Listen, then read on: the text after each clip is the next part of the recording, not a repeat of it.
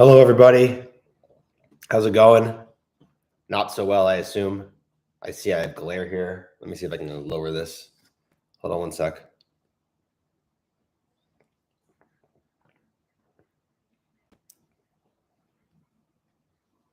This should be better. Since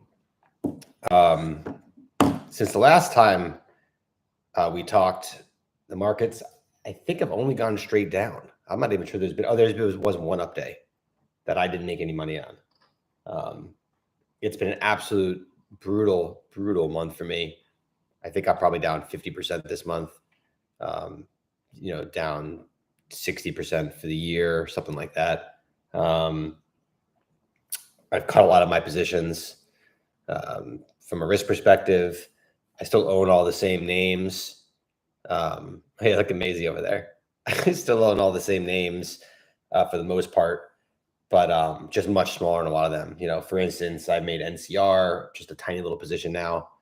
Not because anything's changed there.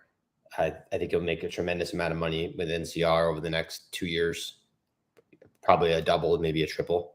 But there's just no reason to own it today. It's just trading like a failed process stock with no catalyst. That's where I've been coming to the last week. The conclusion is that if you own something like a Magnachip or an NCR, it's not so much that the lack of catalyst is the problem. It's that they're broken stocks, right? If you own FANG, Amazon and Facebook, whatever, they don't have any catalysts, but they will move with beta with the market.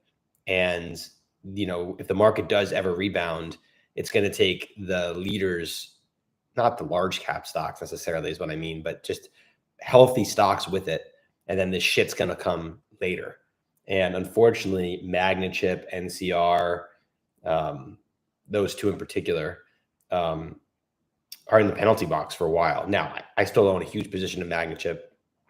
That's just really hurt me really bad over the last few weeks.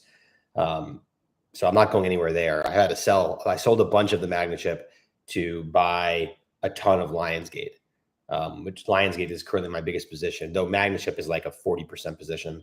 Lionsgate delta adjusted is like an 80% position. It's like 2/3 common, 1/3 options. Very risky, much riskier, I think, even than Magnachip, because Lionsgate has a lot of debt. And Magnachip has no debt, of course. Magnachip is trading at book value now. But Magnachip, of course, has no event in the near term. It's beyond absurd how cheap Magnachip is at $10. Again, if they sell the company for $20 in 3 years, that's a 25% IRR.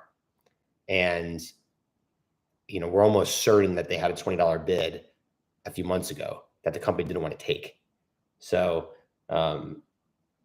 if you have the balance sheet and the stamina, you'll make money. You should make money in all these names and should have very good returns over the next 2 to 3 years. In the short term, anything can happen. So that's where I am with my general portfolio. Most of my money is in Magnachip and Lionsgate. I still have a decent position in AMPY, waiting for the news about beta, if that ever happens. BSM is still a big position of mine. And then it kind of falls off from there. Everything else is much, much smaller. Oh, Twitter. I haven't done really anything with Twitter. I still have a options position in that will be a big buying area for me. I probably have 700 or 800 basis points exposed to make 300 or 400 or something like that on Twitter. Let's talk about Lionsgate and why I'm so enthused with it at 708 versus the 10 it was at when I think I originally started pitching it. So you can go back to my other videos and see the general thesis, but basically there's two businesses here. There's a Star Studio, which you all know about, when it's on your cable channel, and they also now do a streaming service that caters mostly to females and African American females. And then there is the studio business, which is two parts really. It's the library, which has all the 17,000 films and movies, and then they have a production business where they make TV shows and they make movies. It's been a pretty big failure as a company. It's been around for about 20 years. a little longer than 25 years, and the management team has been there for like 20 years. And they bought Stars in 2017, I think, and paid like over $5 billion for it. And now they're selling Stars because it failed. They're not big enough. Either side isn't big enough to compete. So they need to figure out a way to get bigger, and that is to sell to somebody. They announced last November that they were going to spin off Stars and sell a stake in it to create a valuation so that it can anchor on that when it spins. And they gave an update in May saying that they should have it done by the end of the summer. And then in August, they said it should be done by the end of September. And then September 7th, they said it's still on track to be done by the end of September. And then they announced Wednesday that it's not going to be done by the end of September. They put an 8K out that was very, very short, that basically said they're still engaged with multiple partners on both sides of the business, the studio and on the Stars. And they're now looking to spin out the studio, not spin out Stars. Or they're thinking about spinning out the studio, not spinning out Stars. Additionally, they announced that they're rebranding the international business from Stars Plus to Lionsgate Plus. And finally, there was a CNBC article that came out and said that they are getting less interest in the Stars side, more interested in the studio side, and that's the reason why they are going to focus on the studio spin out as opposed to the Stars spin out. So the market did not like this and interpreted all of these things in a unique way. I did a phone call with investor relations. It's a very seasoned investor relations guy that works at Lionsgate, who's been around in the business for 15 years, 20 years. You Google his name, and you can see what his background is. The Deadline did an article on him when he joined last summer, and I didn't really expect. The truth is that I didn't want to do an investor relations call. I sent an email to the board, or not to the board, to the management team, and to the IR guy, telling him how disappointed I was with how the process went. And I said they should do a conference call immediately to discuss about where the bids came in on the sides. And he asked me if I would want to do a phone call with him. So what I learned in the phone call was pretty illuminating. I wasn't expecting to learn anything. But first of all, the reason why they rebranded from Stars Plus to Lionsgate Plus is they've been in litigation with Disney internationally for the name Stars Plus, and they had to rebrand it. It was already being planned to be done with or without a Stars sale, whether it was a piece of Stars being sold or the whole company. And it was completely independent of this process. So it would have been nice to know that in the press release so that people didn't assume, well, why are you rebranding as Lionsgate Plus if you're planning on spinning off from Lionsgate? It's basically making it sound like you're not going to spin it off anymore if you're not calling your international business Lionsgate. So that's the first thing. The second thing that was very eye-opening to me, and I was very confused about, is when a business is spun off, there's two parts. There's one, now there's two. If I call this hand, my right hand, the spin, it has the same effect as if I call the left hand the spin. In fact, the only difference usually is that the one that spins can't be sold for 24 months in a tax-free scenario. It would go back to the parent. The taxes have to be paid if that happened. So that's really the only difference. So when they come out and they tell the market, we're now going to spin the studio, not going to spin Stars, you have to ask yourself, why would they do that? Are they planning on selling the studio in full once the spin happens? So, I'm sorry, the Stars in full, and they wanted Stars to remain the parent, so there was no tax implications? So I asked him this, and it's actually much more simple than it seems. When they originally announced that they were exploring the spinoff of Stars, it was in November of last year, and the company was healthy and the debt markets were healthy. And there's about $1 billion of debt at the Stars level that's due in like 2028 or 2029. And it's like 5.5% paper. And today, I think it trades like a 10% yield to worst. And if they spun Stars from a technical perspective, that $1 billion of debt could be called, or potentially could be called. And if they kept Stars as the parent and spun out the studio, that $1 billion can remain at those attractive valuation, at those attractive rates. Well, that's very interesting. And finally, the most interesting thing I learned is that they're planning on making the Stars or the studio spin taxable spin to the parent, not to shareholders, because the way they have so many NOLs and the cost basis is so high on Stars, I guess, that they could spin it out, make it a taxable transaction. They don't pay really any taxes or very minimal. And then either side can be sold in a full sale and a full buyout immediately post the spin. They don't have to wait 24 months. Did not know that. Okay. So that's what I learned from that perspective. My concern was that you got to the end of September, you put out this 8K saying that you are still working on transactions, and you leave it open-ended, the market's shit, and they're just going to have an open-ended process until the market gets better.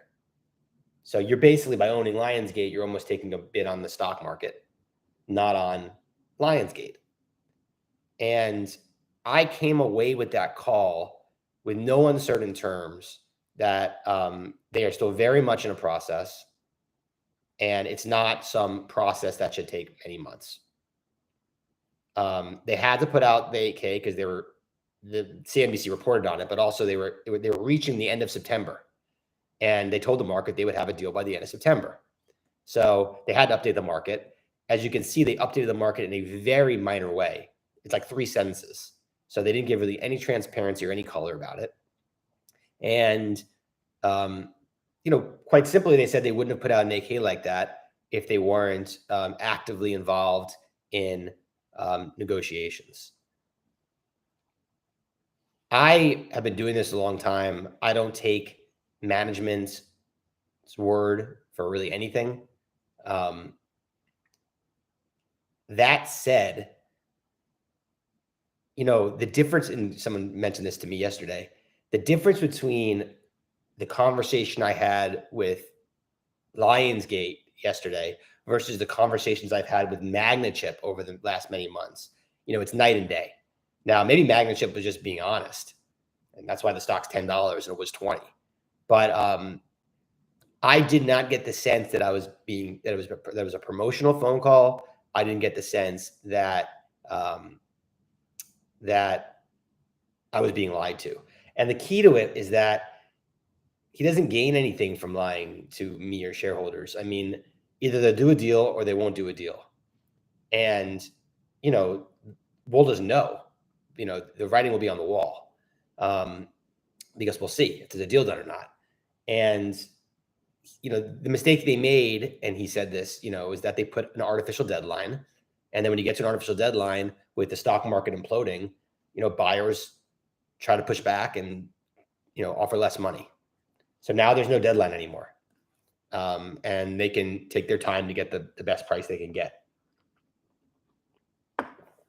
Now, one real concern I had, and a lot of shareholders have this, is the person that owns 25% of the voting stock and like 20% or 15% of the overall stock is a fund called MHR.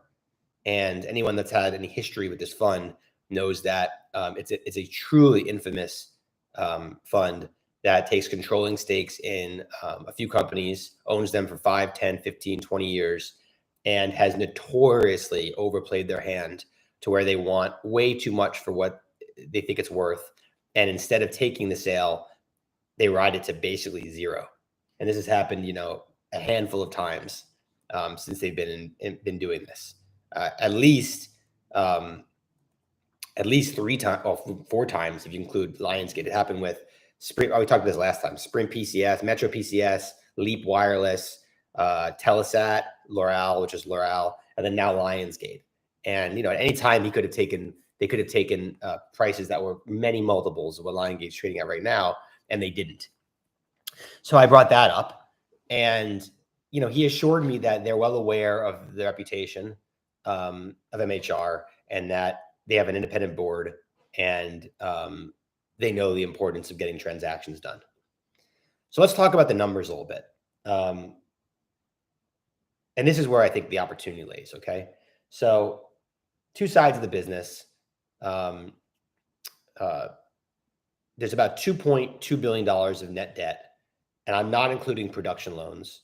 It doesn't make any sense to include production loan. If I take out $500 million to produce John Wick 4 and Hunger Games, and I bring in $700 million with it next year, it's a work in progress loan that's going to then be recovered by the revenues of that business. So it's very much like Dell's debt with Dell Financial Services, where there's asset that corresponds to the debt, and here the asset are the movies that haven't come out yet. So I'm excluding that. You should exclude that. That's not controversial. There's about $2.2 billion in debt, and the market cap is about $1.65 billion today. So today the EV is $3.85 billion. Okay. There are so many ways to get to a stock price much higher than this. Okay. Back in May, there was an article that came out that says they thought Stars was worth $2 to $4 billion. Okay. Let's say today it's only worth $1.5 to $2.5 billion. I have $1.5 to $3 billion on my low and high, but let's do $1.5 to $2.5. Okay. The library is where the bulk of the value is.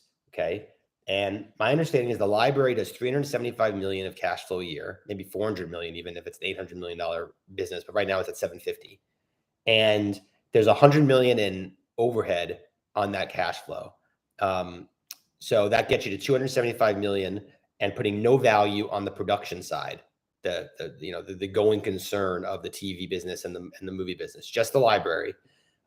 Today, if at the stock at $7, it's implying that the library is worth $2.5 billion and Stars is worth $1.35 billion. Okay. Today, you're buying the library at less than 10 times free cash flow, when this business is something like a 15 to 20 times business. If you look at, music royalties, it goes north of 20. Conservatively,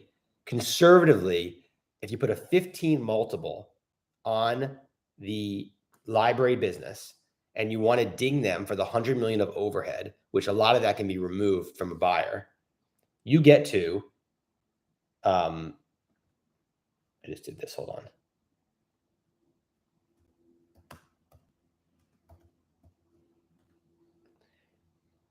Oops. Sorry, 275, not 225. 15 times 275. You get to 4.1 billion on the library side. It's worth at least $4 billion. Okay. You can go back through all the conference calls. They did an independent valuation of it years ago, and they got to 3 to 4 billion. That was years ago. MGM sold for over 8 billion. And the management team has said as recently as August, they think that their library is worth more than that. Again, why would they put that kind of mark on that if they know they're about to sell a stake at 4, if they say it's worth 8? But let's just be conservative. Let's say it's worth that 4 billion, 4.1 billion. Okay. And let's say Stars is only worth 1.5 billion. Again, in May, they were looking for 2 to 4 billion. 1.5 billion, there's going to be like 60 million subs. You're paying like 1/20th the price per sub as Netflix, right? It's a niche thing at a very specific demographic. It's profitable in the US. It'll be profitable international in 2 years. And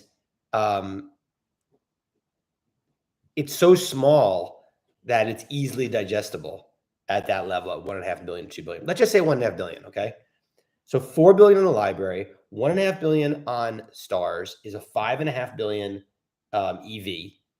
That gets you to today a $14.50 stock price versus $7.13 is trading at. It's worth double on two numbers that I think are ultimately conservative, ridiculously conservative marks you're going to get when they announce a transaction. I think you're much more likely to get marks that get it up to 60, to get $18, $19, $20 a share. Okay. Now here's the key. If they sell 20% of the business on each side and it's at a 16, 17, 18, 19, $20 valuation, they're going to bring in like $1 billion in cash, 800 million, $1 billion, 1.2 billion, whatever. And that cash immediately goes to pay off the bank debt because they'll keep the Stars debt, or maybe they'll tender for it. Who knows what they do with it because it's trading below par. You then are left with a $7.15 stock. Okay, here. Partners just valued the business at $16, $17, $18. Okay. But most importantly, the people paying that $16, $17, $18 very likely will be financial buyers on the library side. They demand at least a 20% return on their money from that mark through whenever the company's ultimately going to be sold in the future. And when the company's ultimately sold in the future, that buyer will have to pay a control premium versus the 10 to 20% purchase is not a control premium, right? If anything, those guys are doing them a favor right now, creating a mark. So not only should the stock trade to the $16, $17, $18 level on the announcement of the transactions, you could argue it should trade over because you just had a Blackstone or whatever pay that valuation, knowing they're going to get a 20 or 25% IRR from that moment forward. Now, I don't expect it to trade right to that level because we're in such a bad stock market. But if they get 15 or 16, which again, I think is the worst case scenario, that's Stars at 1.5 billion. And that's the studio, the library at 4 billion. Okay, that gets you to 14.75. If they get 2 billion for Stars, that's another $2 a share. So you get, $17. And then if the library gets to the $4.5 or $5 billion level, you get to $19 to $21 a share. Okay.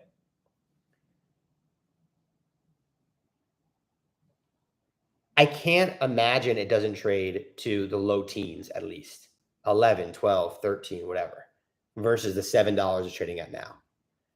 And the only way to me, I think you lose here is obviously no deal at all on either side. So you have two different transactions here, potentially one buyer for both sides, but you have two different businesses here. You just need a decent mark on one side. Maisie. Come here. Want to go outside? Come on. Let's go.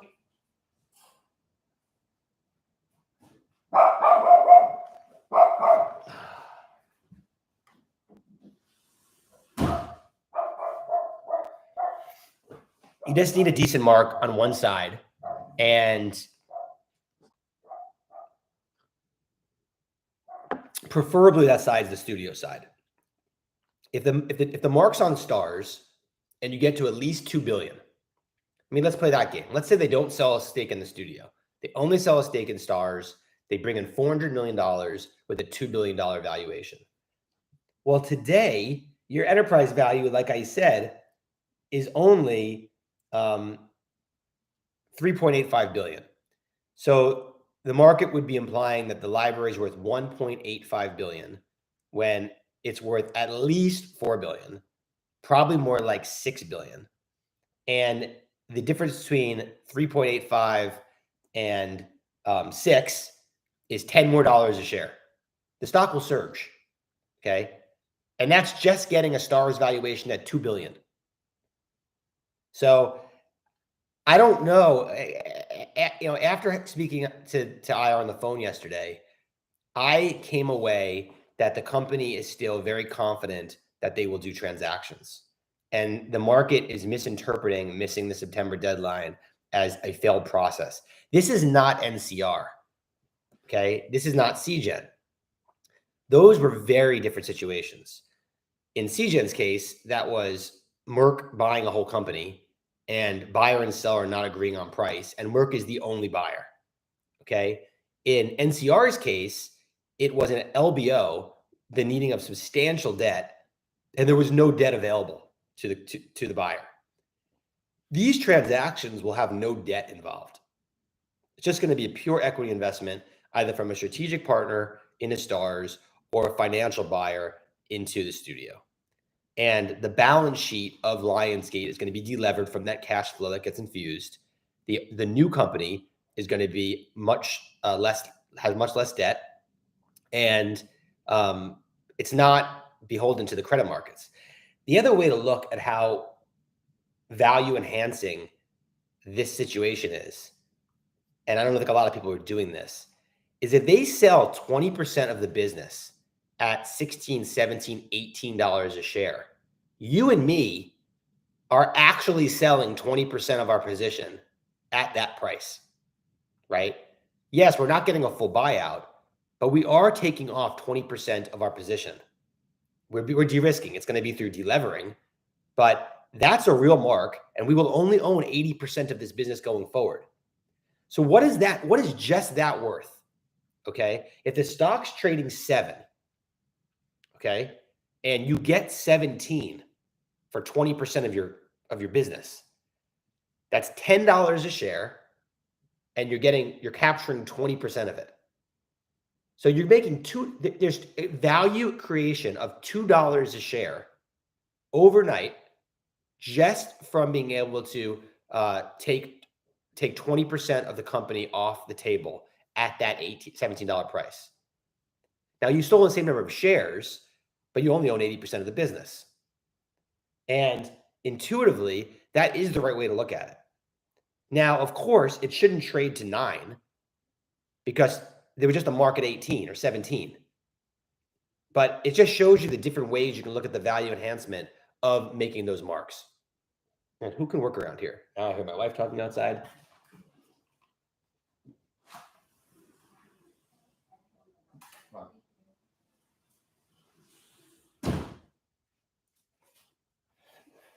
Oh. So how do you lose? You lose, obviously, there's no transactions. You lose if the stock market goes down from here. If it goes down 20% from here, 15% from here, maybe even 10% from here, the S&P, maybe it's impossible to get any transactions done. So you are kind of selling a put on the stock market in the near term. I don't think earnings matter. Obviously, I don't think. I think that it's a very unique, isolated situation that, on a day-to-day basis, it trades with other media stocks. It trades with WBD, Warner Brothers. It trades with Paramount, PARA. It trades with Vivendi. Like, you could pull these stocks up; they're all up the same amount today. So you're going to have that beta of the market while you wait for the event. But to me, it's way oversold, and it's easy to see why people thought everything failed based on the CNBC article and based on the messaging, but when they're all pretty easily explained, right? Why they're splitting the studio versus splitting Stars, why they rebranded Stars, why they put the 8K out, and famous last words. Glenn says there's no way they would have said that what they said in the 8K unless the conversations were ongoing. I mean, that's right, Glenn. But even more, further so, step back and listen to the language they said in September 7th and they said in August. By September 7th, they had indicative bids for these businesses. He didn't say that he wasn't surprised with how the process was going and that we're going to be very happy if he didn't have strong indications of where the valuations were on both of these sides. And, it's in shareholders' best interest for them to take a few more weeks or even a couple more months to get the extra 500 million or $1 billion, whatever they're going to get, right? I don't want them to rush it either. What I did make it clear is I wanted a transaction. Whatever the mark is, take it, right? Let's say the mark is $13. Take it. Take 13, sell 20% of your business for $13. Make it very clear that that's not the price you want for the whole business. Say this is just to sell a stake, to delever, to de-risk a little bit. If you want to buy the whole business from a control premium 6 months, a year, 18 months from now, you could have it, but you're not paying 13 for it. And I think they get that. I really think they get that. The CNBC article, by the way, also says the goal is to sell both businesses eventually. We always knew that, but the company has never said that. And, it's very obvious that's what they're going to do. MHR needs an exit, and these two businesses cannot exist at the size they're at. Lionsgate is the largest independent studio there is. Sony and Lionsgate are the only two left. And on the Star side, there's no reason for that to be, a public company, $1.5 billion, $2 billion enterprise value, shitco. So anyway, that's my Lionsgate pitch. I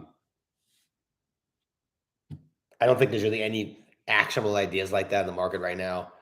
I can see why media investors are shunning it. They've been disappointed with Lionsgate for years, nonstop disappointments when it comes to things. I think the company is very well aware of that, and I think that they will ultimately hit the bid on whatever the bid is on one or both sides of the business. And you do your own math. You look at your own analysis of what those two sides of the businesses are worth, and I'm telling you, won't get to less than $14 a share, $14, $15 a share. In the draconian low side. Volkswagen just unlocked the entire market of the company by floating a fraction of Porsche. Volkswagen stopped pretty hard from an already low level. Why would LGF be any different in your scenario?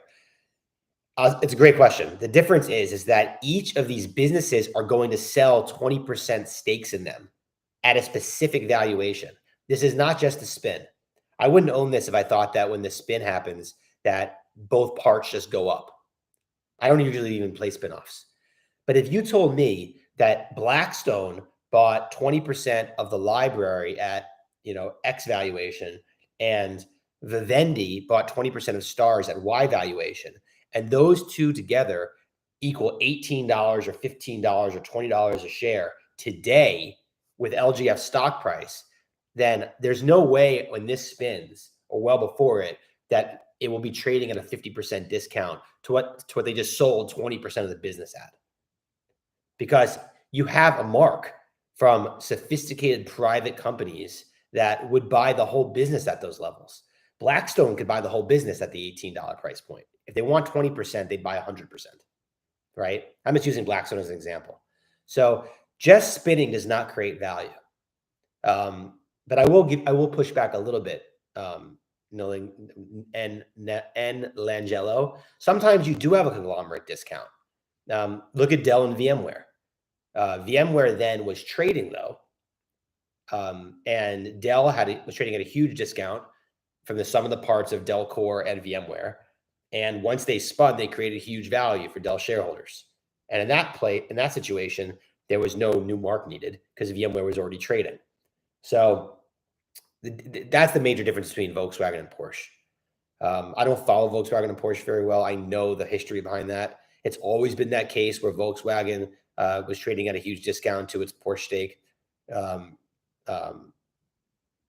It's, that's not my thing because I don't see an exit there, right? What now? Now that they're two parts, what happens? Is Volkswagen, are they going to spin out their entire stake of Porsche? No, they just IPO'd Porsche, right? So if they're going to spin it all out, that would crystallize it. That would basically be what Dell did. I'm sure there's reasons why they can't do that from a tax perspective, or they won't do that. But again, it's not my thing. So I think it's very different. This is not that. That was an IPO. This is going to be a full spin where the parent company retains none of it. And both parts are for sale. That's key. Both parts are for sale, will be for sale, in the short term after the spin. So a question you could ask is, why don't you just sell them now? And I think the answer is that the markets are really shitty and they won't get the full value they want for it. So they'd rather sell a stake and then sell the whole thing in the future, 6 to 12, months later. That would be my guess.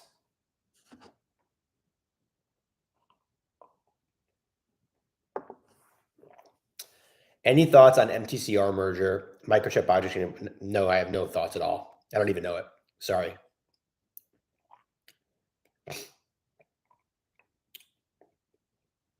I think that's about it. I feel pretty good about the kind of disclosure I gave you guys and the details. Your downside is no deal. There's a lot of debt on this. The debt's not risky. There's no risk of this going bankrupt or anything. But could it trade to 5, 4, 6?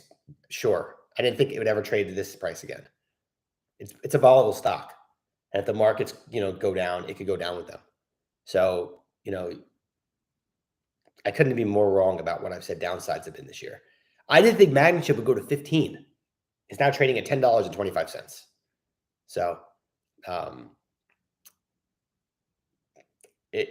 I clearly have proven it's very stupid to give downsides because the floor is zero on pretty much any stock these days.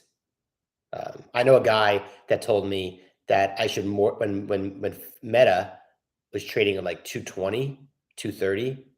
He told me I should mortgage my house, get a second mortgage on my house when it got to 200. If it got to 200, get a second mortgage. Or he might have said at 180. At 180, literally like third mortgage my house. It's the buy of the century. And Meta today is trading at 137. So, and that's not a knock on him. That just shows you how, you throw it all out the window when, markets are in turmoil, as CNBC likes to say. All right. I don't know what I'm going to do any more of these. I've taken a break from Twitter.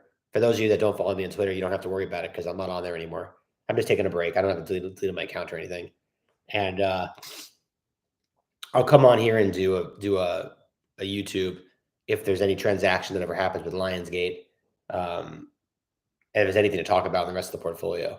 But, most of this stuff's just going to be sitting and waiting for Lionsgate and hoping the stock market stops going down.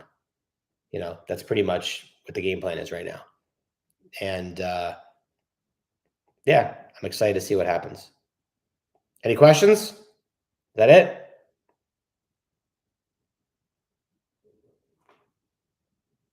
Take care, everybody. Have a nice weekend. We're not going to close green today. It doesn't look like. We might never close green again. So have some Dana Goche on me, for me. Bye.